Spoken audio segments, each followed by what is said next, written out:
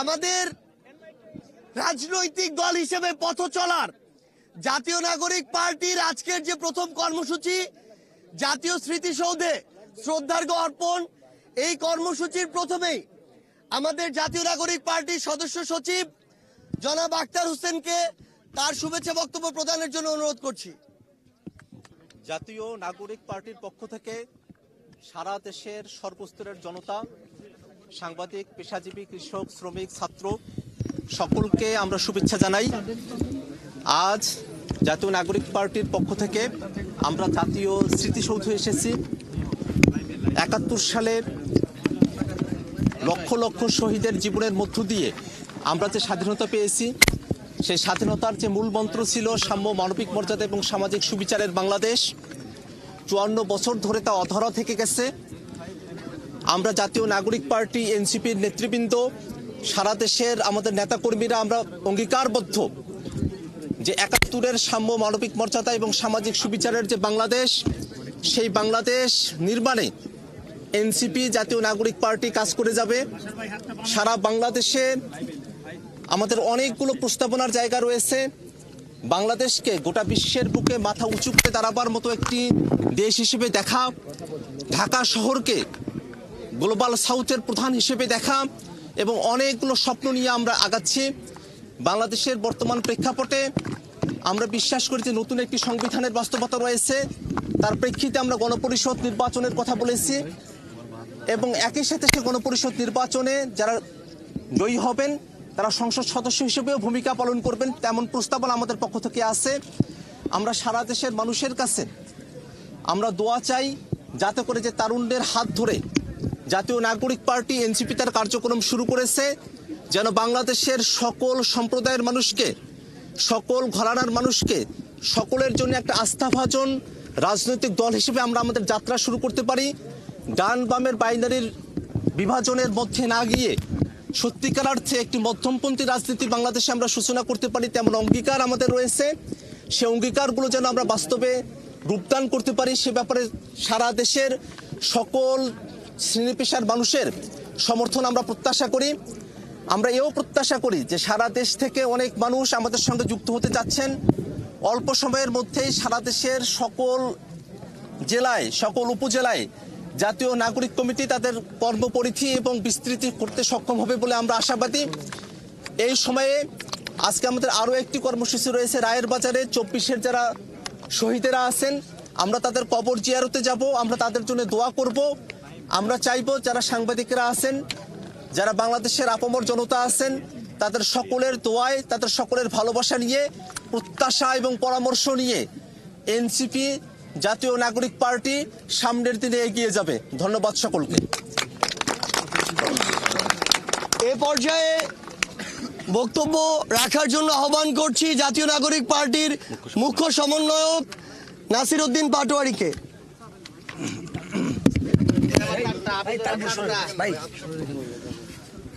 আসসালামু আলাইকুম প্রিয় সাংবাদিকবৃন্দ এবং দেশবাসী, আজকে আমরা একটি ঐতিহাসিক পরিস্থিতি এখানে একত্রিত হয়েছি। আমরা শহীদদের এখানে স্মৃতিসৌধে পুষ্প অর্পণ করেছি এবং আমরা কবর জিয়ারতের মধ্যে যাব।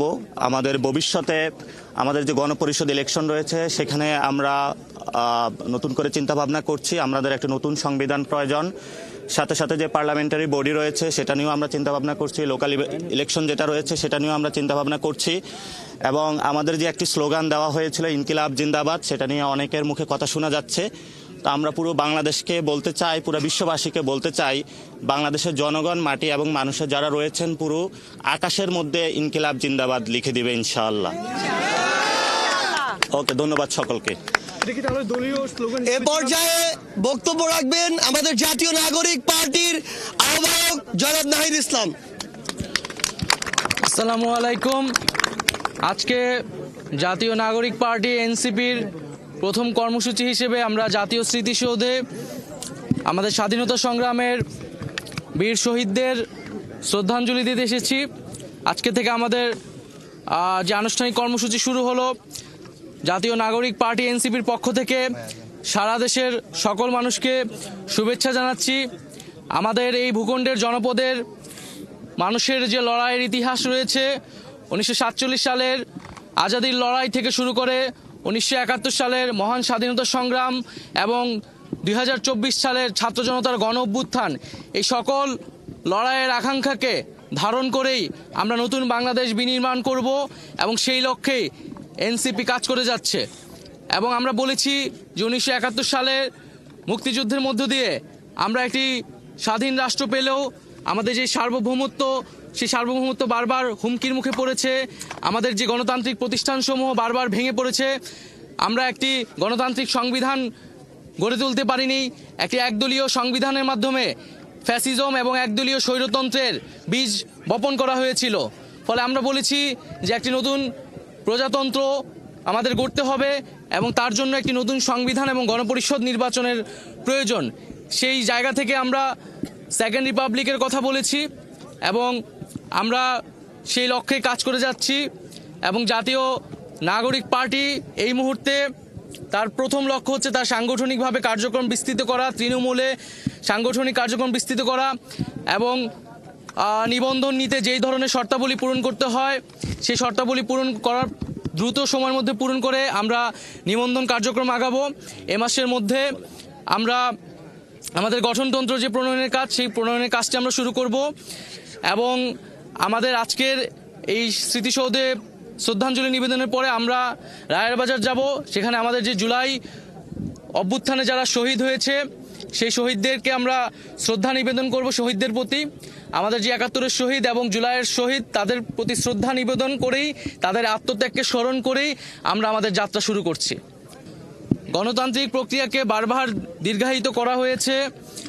আমাদের এবার যাতে আর দীর্ঘায়িত না হয়, 24-এর গণ অভ্যুত্থান যাতে ব্যর্থ না হয়, পুরনো সংবিধান এবং পুরনো শাসন কাঠামো রেখে একটি নতুন বাংলাদেশ বিনির্মাণ সম্ভব নয়। কেবলমাত্র সরকার পরিবর্তন করেই আমরা কিন্তু আমাদের জনগণের যেই কল্যাণ সেটি সম্ভব নয়, প্রকৃত গণতন্ত্র বাস্তবায়ন সম্ভব নয়। সেজন্য আমরা বলছি যে আমরা যেহেতু এই 24 সালে গণ অভ্যুত্থান হয়েছে, ছাত্র জনতা রক্ত দিয়েছে, আমরা কেবল সরকার পরিবর্তন নয় বরং শাসন কাঠামো সহ পুরো সাংবিধানিক পরিবর্তন করে নতুন একটি বাংলাদেশের যাত্রা শুরু করতে চাই, যেখানে প্রকৃত গণতন্ত্র, ইনসাফ এবং সাম্য নিশ্চিত করা সম্ভব হবে।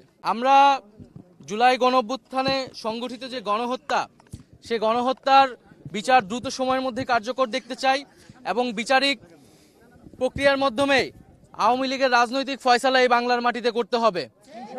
এই জুলাই গণ অভ্যুত্থানে আমাদের প্রতিশ্রুতি ছিল যে যারা এই হত্যাকাণ্ডের সাথে জড়িত এবং যারা গত 15 বছরে নানা ধরনের জুলুম করেছে তাদের বিচার এই বাংলার মাটিতে হতে হবে।